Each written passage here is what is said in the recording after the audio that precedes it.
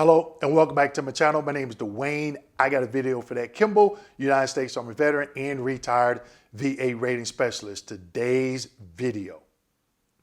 How does untrained VA employees slow roll your VA claim, and what can you do to possibly prevent it?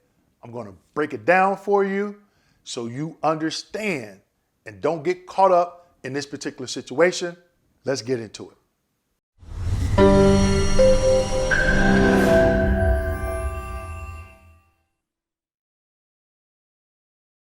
So a lot of veterans have been reaching out and they asked me, Dwayne, how long does it take for my claim to get done? I went to a CMP exam. How long is it going to take before I get a rating decision? There are a lot of factors that can prolong your claim. The one that we're going to talk about today, untrained VA employees. Yes, you heard me say it, untrained VA employees. Since I left the VA, the training has went down, down, down, and down. I had a couple of people reach out to me today and they said, Dwayne, I submitted a DBQ with my claim. I had no intentions on going to a CMP exam. Okay. Then they say they received a letter of correspondence from VA. When I say VA, I'm really meaning VBA, Veterans Benefit Administration, because we're talking about the compensation side, okay? And they said, in this letter, they're asking me to sign this VA form 4142. I'm like, that's a medical release form. Did you put something on your 526 saying you got treatment and you want them to, go out and get this information? They said no. Okay, so this is a way that untrained VA employees are slow rolling your claim. Okay, because once they send you that request for 4142, it's going to take them 6-7 months to finish your claim because they got to give you due process. Okay, so I got some slides that I'm going to share with you, but I'm going to show you how this can happen, especially if you mark the incorrect box on your 526CZ. Let's get into it. Slide number one. Here's slide number one.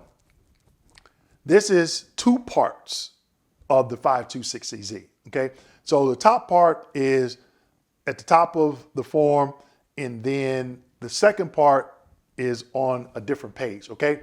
In the top right-hand corner, you can see where it says expiration date, November 30th, 2025. Now, the reason why I bring that up is every time I show a particular VA form, I go to the VA's website the same day I'm doing this video to make sure I'm getting the updated form. And that is something that you need to practice.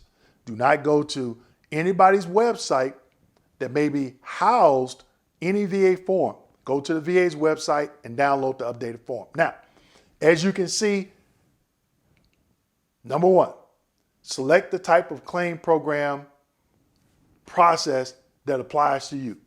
I checked FDC program, fully developed claim. That's going to come up a little bit later, all right? Box number 17A, enter the disability treated and name location of the treatment facility. I put none, none, none. Now, if you put a doctor's information in there, they're going to go get those records. You, not the VA, you just added 6, 8, 9 months on to your claim. Okay? You. Get the records yourself. Get the records yourself, go through them, take out what you want them to have, and submit it. Now, a lot of veterans do put none in this section. And that VA employee still sends them a request. Sign this and send it back so we can go get those records. But you told them not to. Okay? Don't worry about it. We're going to cover it here in a minute. Slide number 2. Now, this is the actual 4142. Okay? Now, look in the top right-hand corner. I went to the VA's website today, and I'm recording this video September 18th, 2024. Look at the expiration date, July 30th, 2024. You can be like, Dwayne, that's outdated. It's still good up to 1 year. Between now and July 31st, 2025, it is still good, okay? And I'm pretty sure the VA will update it between now and then. Again, make sure you go to the VA's website, and if you want them to go out and get medical records for you, which I really don't understand that because you can get them yourself, you have to submit this form. But understand, when you sign this form or put you receive treatment on that 526CZ that I just showed you in box 17, you just added months on to your claim, okay? Now, again, a lot of VA employees, and the reason why I say a lot, because multiple different veterans have been saying, Dwayne, they sent me this form, this 4142, to sign and return it. And the veteran is not even asking them to go out and get this medical evidence, okay? Now, what can you do, okay? Now, I'm not saying this is a guarantee or they would even listen to you, okay?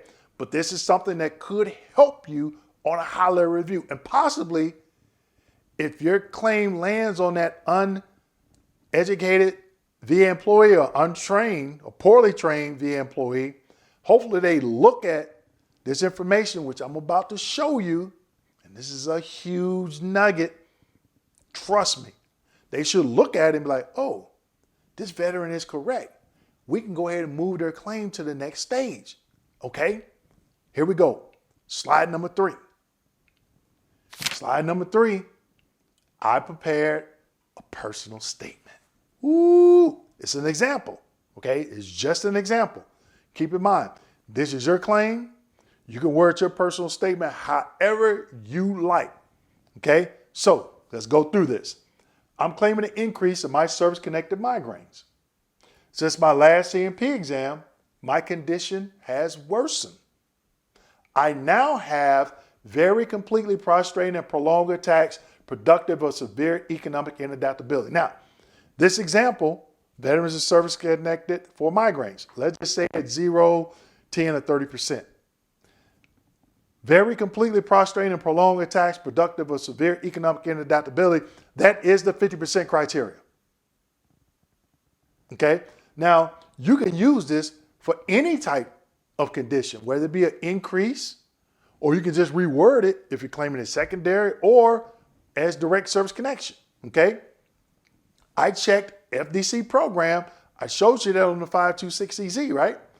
On my VA form 21-526EZ, I've attached an actionable insufficient DBQ per 38 CFR 3.326 subpart B, subpart C from the VA's website.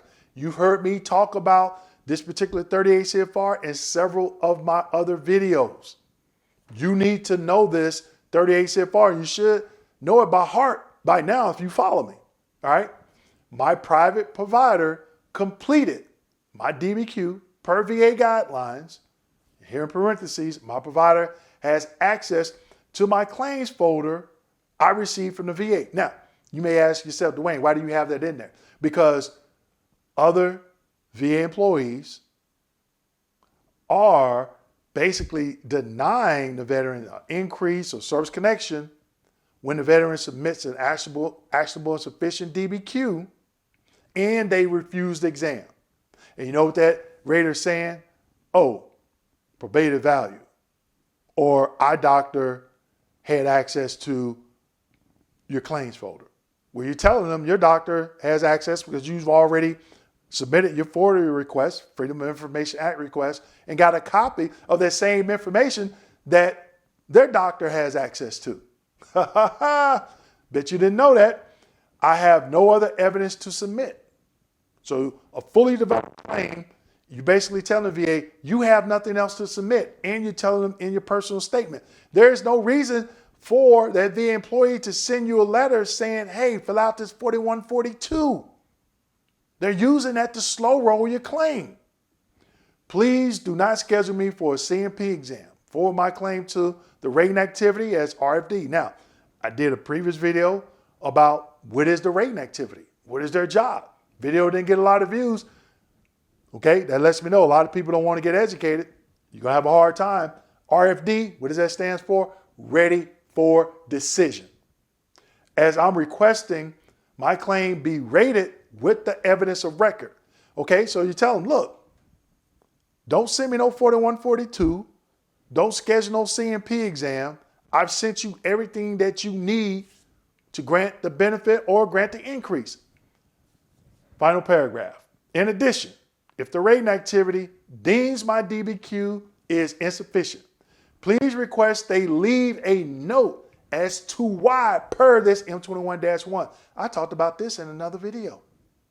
I explained it. I'm giving you the blueprint. Follow it. Okay? When a privately completed DBQ is deemed insufficient for rating purposes, a VA examination is requested as a result. I agree with that. Okay? Claims processors must add a permanent VBMS note.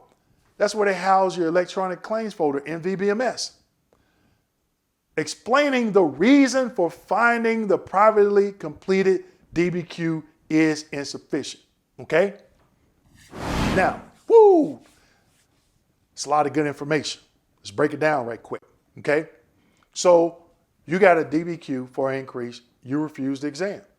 Okay? That's something that I did. Comes back, veteran refuses exam from QTC, LHI, Optum, or whoever. And the rating activity, the rater, RVSR, totally disregards the 38 CFR and the M21-1 I just showed you. They just disregard it and deny the increase or deny service connection. You go to high-level review. You look at your personal statement, you repeat it. Okay? Now you're arguing fact of law. All right? You're explaining, hey, I submitted an actionable insufficient DBQ. The rating activity / RVSR refused to use it. Also, when that decision review officer, if they say this, oh, well, they deemed it insufficient. Okay. Well, according to this M21-1 manual reference, it states they're supposed to leave a note in VBMS. Can you click on the notes link and tell me what it says as it pertains to the rating activity, leaving a note, explaining why my DBQ is insufficient? And I can almost guess 9 times out of 10, there's no note. There's no note. But you have to know to ask that question if you decide to go to a high-level review. I've stated this before, and I'll state it again. The VA regulations and references to include the court cases are on your side. You just have to make the decision to invest the time to get educated so you can adjudicate your claim. So make sure you like, subscribe, hit that notification button, and as always, share this video with your fellow veterans. Thank you.